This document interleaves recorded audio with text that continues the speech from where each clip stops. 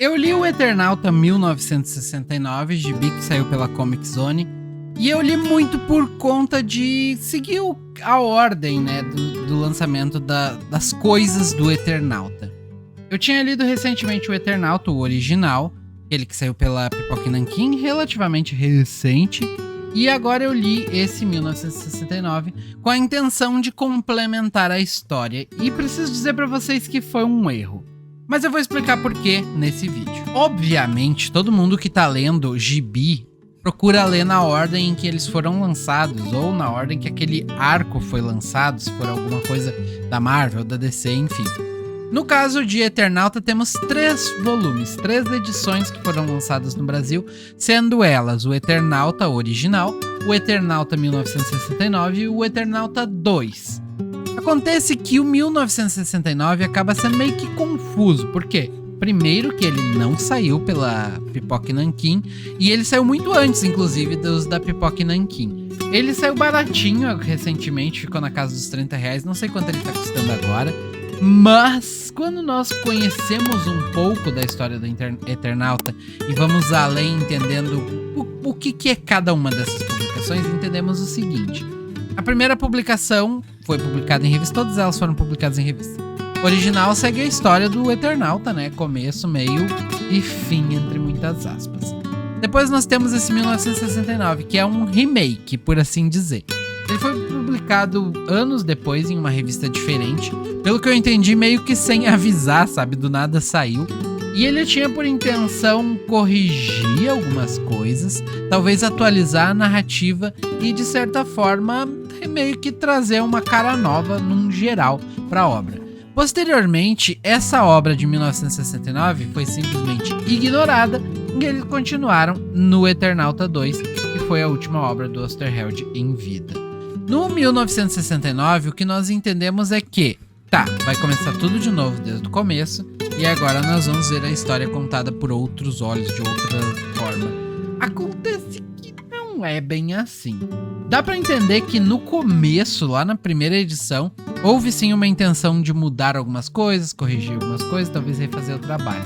O que inclui, por exemplo, a troca de alguns personagens, a idade de alguns personagens e também a forma com que os alienígenas decidiram atacar a América do Sul. Eu acho que essa forma é a principal mudança. Então, vamos primeiro tirar de lado essas coisas que mudam, para depois a gente falar um pouquinho mais sobre a obra como um todo. A primeira coisa que muda, que é mais destacada, é justamente a forma com que os alienígenas atacam a Terra. Entende-se que esses alienígenas já estavam ali. Entende-se, nada foi dito com palavras muito específicas.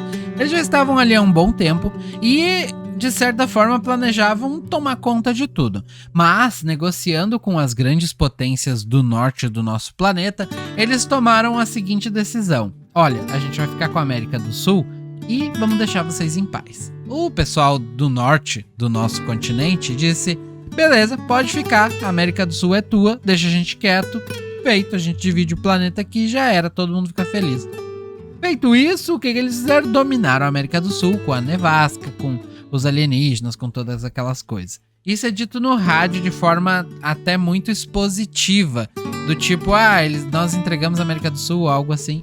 Isso também corta algumas questões, faz algumas mudanças mais nítidas com relação à obra original. Como, por exemplo, aqui não temos os ataques de mísseis que vão até a Argentina ali para derrotar os inimigos. Outra coisa que eu senti que foi uma mudança que pra mim talvez tenha sido a mais grave é a sensação de localização, a sensação de estar lá. Pra mim morreu. Não tem sensação alguma de que eu tô na Argentina, de que em algum momento eu vou enxergar algo da Argentina. E eu acho que isso, em algum momento eu vou enxergar algo do Eternauta quando eu for pra Argentina, e eu vou em algum momento.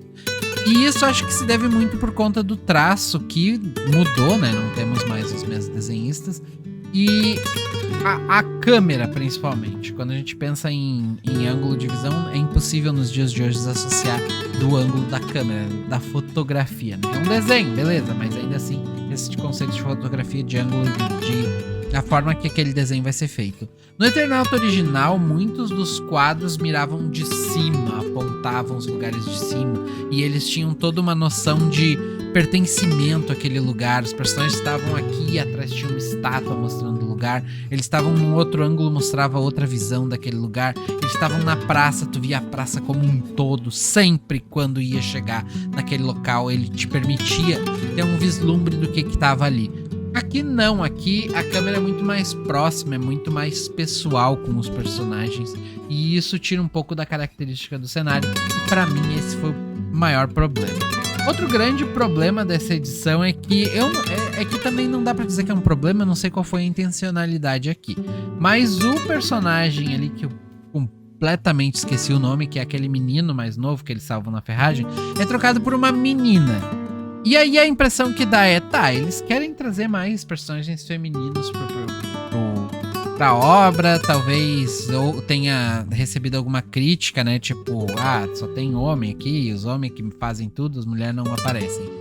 E aí eles trouxeram uma personagem feminina pra poder fazer parte do elenco ali e até mesmo se tornar uma soldado e ajudar no combate. Acontece que ela é quase sexualizada ao ponto de que o próprio Juan Salvo cria um certo desejo por ela, por assim dizer. Eles destacam muito isso, o quanto ela é bonita e tudo mais, e o quanto ela ressalta esse desejo. O Juan Salvo até menciona que em momentos como aquele, o instinto de procriação, de preservar a espécie, acaba predominando, fazendo com que ele sentisse, de certa forma, também o desejo pela personagem. Em um primeiro momento ele destaca que o Fava e outros personagens ali têm esse desejo, mas ele também. E daí ele pensa na Helena, na esposa e tal. Mas logo isso é meio que esquecido. E daí temos mais um ponto que muda bastante, que é a cronologia das coisas. Tá toda aqui. Mas acontece que às vezes eles pegam, tipo, 100 páginas da obra original, esmagam e viram um quadradinho, sabe? Só um quadradinho explicando. Então nós fomos até o estádio, não sei o que e tal, e fomos embora. Mais ou menos isso. Aquele momento, por exemplo, que o Mão ataca eles e vai fazer todo um processo de transformar eles em uma lavagem cerebral, é cortado. A apresentação dos inimigos é cortada. Quase tudo é cortado. Muito aqui se dá, acredito eu, por conta de eles começaram de um jeito, talvez não tenha vendido, talvez, não sei.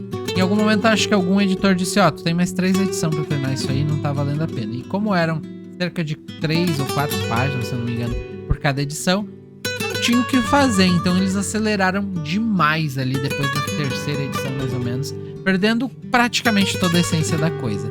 Beleza, ainda tá ali, ainda dá pra entender. Mas qual foi o meu grande erro ao ter lido o Eternauta 1969? O meu grande erro foi ter lido agora. Talvez se eu tivesse esperado um ano, se eu tivesse esperado, sei lá, 3 anos para esquecer um pouco da história original, eu teria gostado mais. Mas quando tu recém leu o Eternauta, o original, e passa a ler esse aqui, percebe principalmente no começo dele que é tudo muito igual, sabe? Tudo muito... Pega o diálogo daqui, joga aqui, pega o diálogo de lá, joga cá. Então isso faz com que a obra fique até meio tediosa, de certo ponto de vista.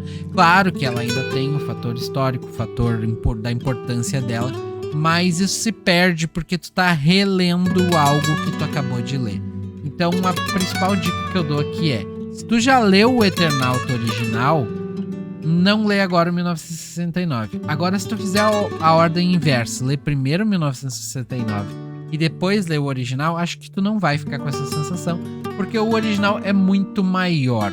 Esse aqui tem 69 páginas de arte, de gibi mesmo, são 50 e poucas. Não sei se chega a 50 e poucos, acho umas 50. Enquanto o Eternauta, o original, tem 300 e lá vai pedrada. Ou seja, tem muito mais coisa acontecendo lá. As coisas são muito mais trabalhadas, muito mais em detalhe. E aí nós vamos para outro ponto. A arte do Breccia acaba sendo desfavorável para essa obra que tenta simular muito a humanidade. Porque o Breccia acaba fazendo uma coisa muito mais artística, muito mais pinceladas soltas, muito mais trabalho de sombra. Tudo fica muito mais escuro. E eu entendo, sim, que as coisas precisam ser mais escuras, sendo que eles estão sem luz e tal. Mas, de certa forma, isso tira muito da personalidade dos personagens e é muito fácil tu confundir quem é quem. Eu acho que o Breccia funciona melhor para obras em que só tem um protagonista e ele se destaca dos demais, ou para obras que o protagonista não importa, onde é uma coisa mais aberta, mais mais um todo, sabe? Eu acho que ele se destaca mais. Aqui eu sinto que a arte dele não valorizou o quadrinho e o quadrinho não valorizou a arte dele. Apesar de que tá impecável. Tem quadros ali que tu chega e olha, uau! Nossa, os tanques de guerra dele, os veículos, ficaram impressionantes. E é curioso porque parece que é uma coisa... Eu não conheço quase nada do Brett, eu posso estar falando besteira. Mas parece que é uma coisa que ele não tem costume de desenhar. Parece que é uma coisa que não tá muito ligada ao traço dele. É uma coisa muito paralela ao que ele faz, mas ele é muito bom fazendo isso. E eu digo isso porque nas outras coisas que eu já vi dele, eu não tinha visto veículo nenhum. Não lembro de ter visto. E eu acho que talvez me falte ler mais coisas dele. Mas então, eu não falei muito da história aqui porque ela é basicamente a mesma, mas muito mais corrida. Ela é praticamente 15% da história original. E como eu disse, se tu não leu ainda o Eternauta original, vale a pena ler essa sim. Tá tudo ali, só tá muito mais resumido. E se tu já leu o original e tem essa 1969 e ficou curioso, não fique. Deixa pra daqui uns anos ler, não lê agora. Não vale a pena, tu vai acabar se entediando e talvez tu nem chegue no final, porque é um gibi demorado de ler. Mesmo tendo só essa quantidade de páginas, ele é carregado de texto, ele é carregado de detalhes, e é importante tu ler com calma, caso tu não tenha lido o Eternauta original. Se tu já leu, eu te garanto que vai ter texto que tu vai pular, porque é exatamente a mesma coisa. Então é isso, muito obrigado, eu espero que vocês tenham gostado. Eu gostei muito da experiência de ter lido as duas obras. Eu vou dar mais um tempo pra pegar o Eternauta 2, justamente porque eu não tenho ele. Mas em algum momento eu vou trazer ele aqui e vou esperar um pouco. Não quero ter essa mesma sensação que eu tive com o 69 lá com o Eternauta 2. Um forte abraço, nos vemos no próximo vídeo e fui!